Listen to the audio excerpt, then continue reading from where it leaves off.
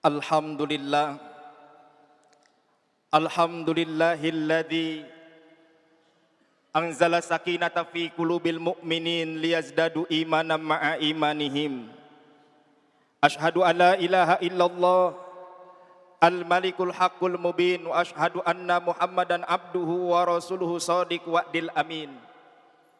Allahumma fasalli wa sallim wa barik ala sayyidina Muhammadin Sayyidil mursalin wa imamil muttaqin wa ala alihi wa ashabihi ajma'in wa man tabi'ahu ay tabi'ahum bi ihsanin ila yaumiddin.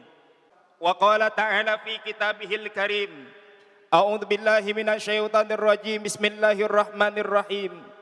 Ya ayyuhalladzina amanu taqullaha wa qulu qawlan sadida yuslih lakum a'malakum wa yaghfir lakum dhunubakum wa may yuti'illaha wa rasulahu faqad faza fawzan 'azima.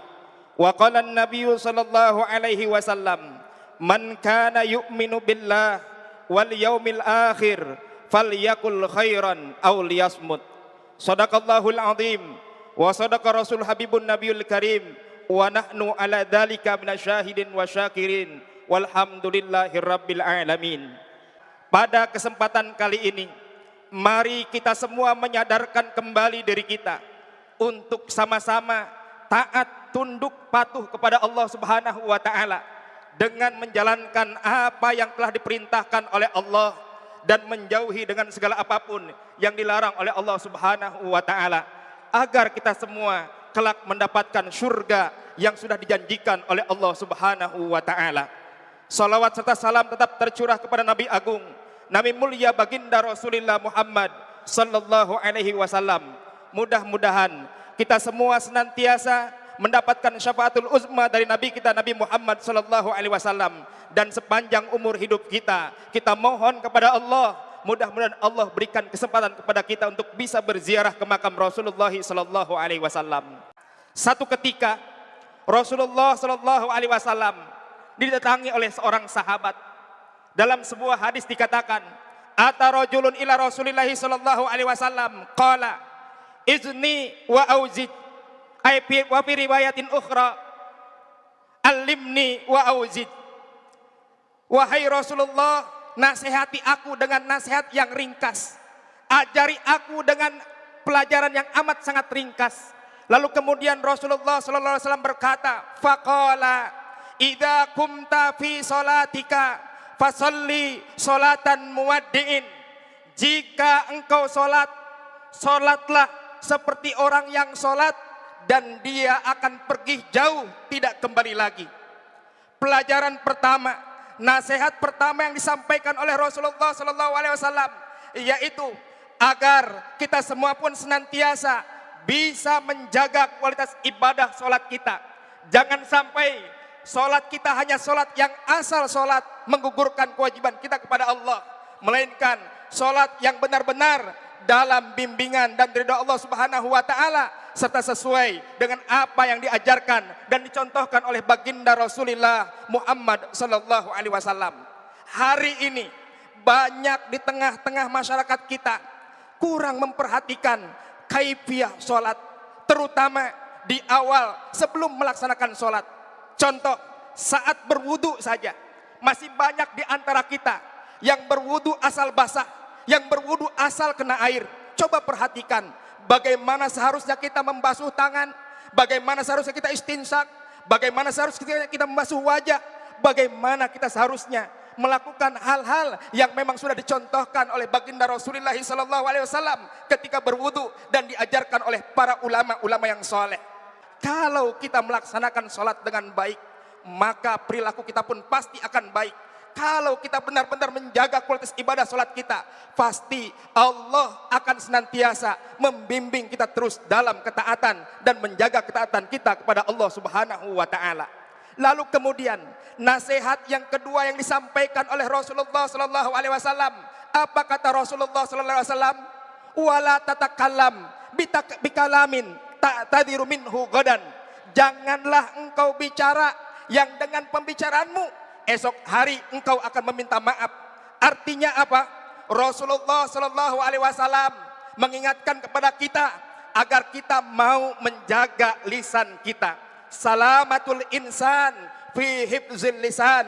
Selamatnya seseorang itu tergantung ia menjaga lisannya.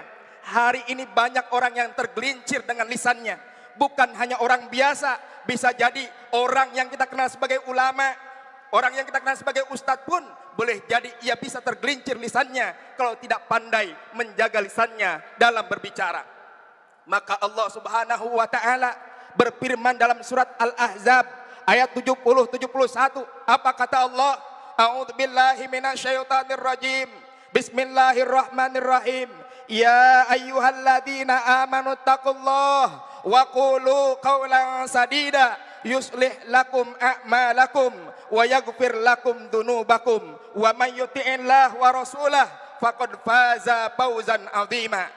Ketika kita memang beriman kepada Allah, Allah perintahkan kepada kita untuk bisa berbicara dengan benar, dengan jujur. Kenapa?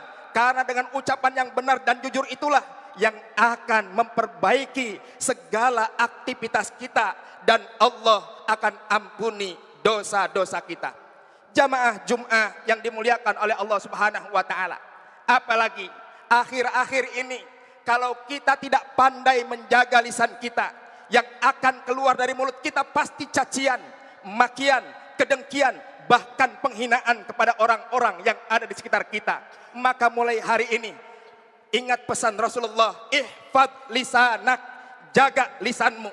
Jadi kita harus mau menjaga lisan kita agar kita tidak terjerumus ke dosa, agar kita tidak terjerumus ke orang-orang yang senantiasa bisa menghina, mencaci maki orang lain. Apalagi kalau sampai mulut kita menghina seorang ulama, apalagi kalau mulut kita sampai menghina seorang kiai, apalagi kalau mulut kita sampai menghina orang-orang soleh.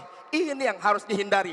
Jangankan kepada ulama, kepada keluarga kita pun kita harus pandai menjaga lisan kita. Kepada istri, kepada anak-anak kita, kepada orang tua kita, bahkan kepada sahabat-sahabat kita pun kita harus pandai menjaga lisan kita agar mereka tidak tersakiti dengan apa yang kita keluarkan dari mulut kita. Maka Rasulullah SAW mengingatkan kepada kita agar kita mampu menjaga lisan kita. Jangan sampai ketika kita berucap, esok hari justru kita yang meminta maaf. Na'udzubillah, tsumma na'udzubillah min dzalik. Lalu kemudian yang ketiga, pesan Rasulullah SAW, wajmi'il ya'sa mimma fi aidin nas. Bertekadlah untuk tidak mengharapkan apa yang dimiliki oleh manusia, apa yang dimiliki oleh orang lain. Ketika orang lain memiliki sesuatu, apalagi dalam urusan dunia, biarkan dia yang memiliki. Jangan sampai kita pun ingin memiliki apa yang ia miliki. Dan kalau kita senantiasa iri dengan urusan dunia, bersiap-siaplah kita akan sengsara di dunia ini, bahkan di akhirat. Tapi ketika kita iri dengan urusan akhirat orang lain, maka insya Allah kita akan lebih semangat lagi beribadah kepada Allah Subhanahu wa taala.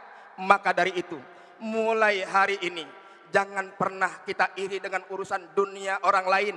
Ketika ada orang memiliki mobil mewah, ketika ada orang memiliki rumah megah, jangan pernah iri dengan mereka. Tapi irilah dengan orang-orang yang ia mampu di tengah malam bangun untuk bermunajat kepada Allah Subhanahu wa taala.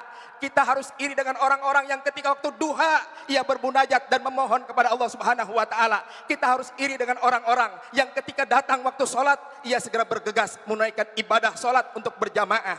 Ini yang harus nantiasa kita iri dengan orang-orang yang ada di sekitar kita. Kalau urusan dunia semuanya Allah sudah atur. Maka dari itu ayo jaga diri kita. Yang pertama, agar ibadah sholat kita benar-benar ibadah yang benar-benar khusyuk kepada Allah Subhanahu wa taala, sehingga sholat kita bisa jaga dan kita perbaiki hari demi hari. Yang kedua, kita jaga lisan kita. Jangan sampai keluar dari lisan kita kata-kata kotor, sumpah serapah, ghibah, fitnah, menyakiti orang lain, bahkan penghinaan kepada orang lain. Yang ketiga, kita harus nantiasa jaga diri kita untuk tidak iri dengan apa yang dimiliki orang-orang lain.